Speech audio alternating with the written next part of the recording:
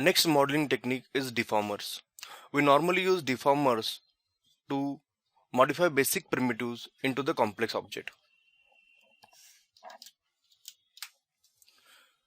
For access deformers, either you can go over here in this panel, you can see there are deformers over there, or you can go inside create menu and deformer tab. You can see that same options over here too. The first deformer is a bend deformer. So let's learn about a bend deformer. For the bend deformer, I have to create some basic primitives. So I create a cube over here. For deforming any object, you have to add some segment in it. So I add some segment inside this box.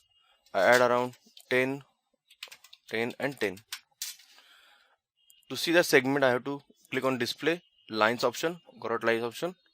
Then after I apply a bend modifier on it. To apply effect of this bend on this cube, you have to drag this bend from here on that cube. It should be a child of that cube, so you can see the effect of that bend on that cube.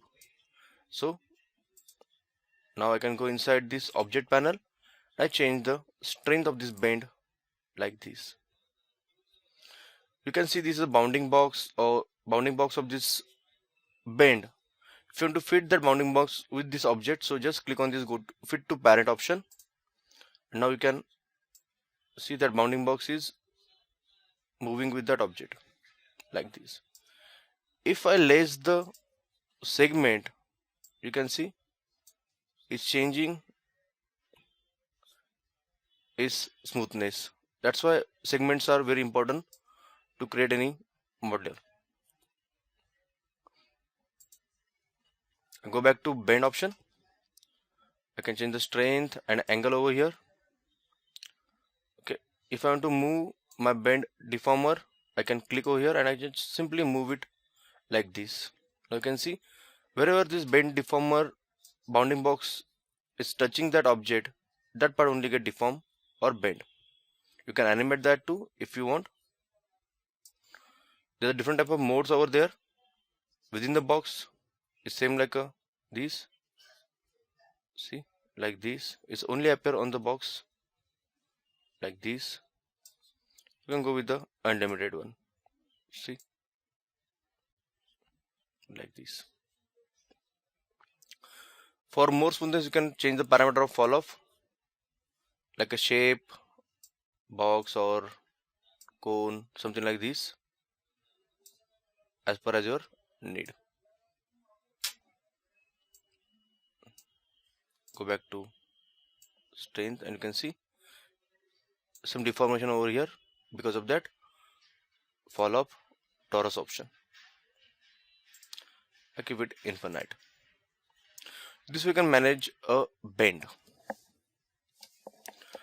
Next one is a bulge option. I click on this bulge option. Again the same parameter over there inside object. You can see I can change the strength of it. Oh, I can't modify because the bulge is not a child of this cube, so I just drag this cube bulge on this cube, and now I can modify the strength over here like this. Curvature of that bulge and some fillet option over here, so you can modify it little easily. I can keep it as a fit to parent, or I can move it like this or like this. This we can modify a bulge. Next one is a shear, so I click over here and click on this shear option. Again I drag this shear on this cube. I keep it as a fit to parent, or I can directly change the strength of it like this, or angle of that shear value. A curvature again for more smoothness, and fillet for this kind of effect over here.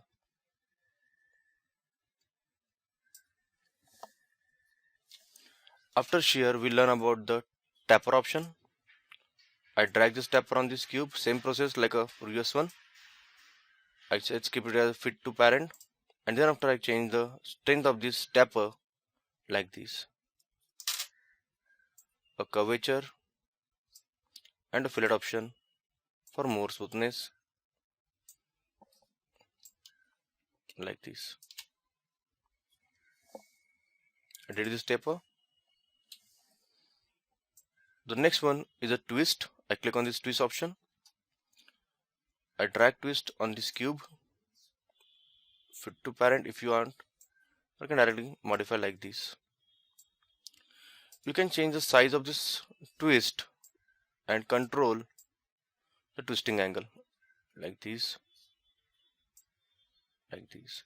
Now you can see wherever this gizmo or mounting box of this twist touching the object, that part only get twisted.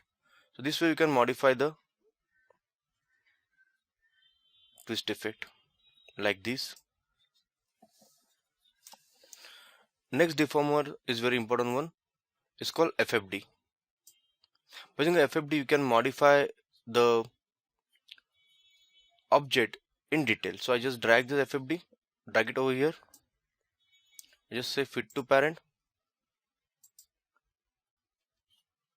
If you want to add or change the grid, I just want to see it a little bit, so I just undo this fit to parent option.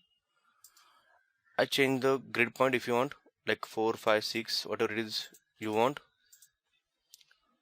To modify FFD, you have to click on this FFD option and you have to click on this point option to modify FFD. So when I click on this point option, you can see we can access this point and we can modify this like this. From here you can modify it. From here we can modify it. That's the way we can modify the stuff using a FFD box.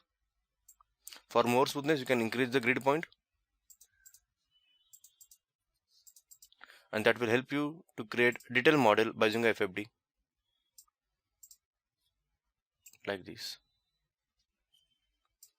So FFD is a very unique deformer to create a complex object easily.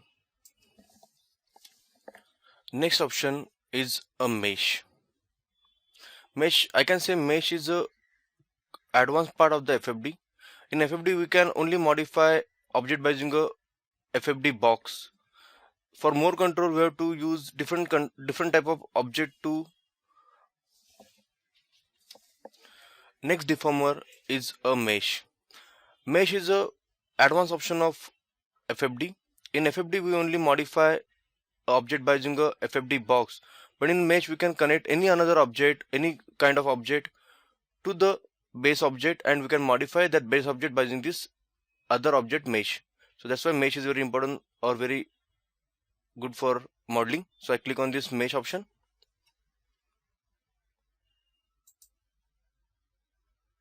I drag it on this cube. Next deformer is a mesh deformer. It's an advanced part of a FFD deformer. FFD deformer can only modify object by using a FFD box type of shape, but by using a mesh you can modify object by using any other complex object and create better model. So I click on this mesh option.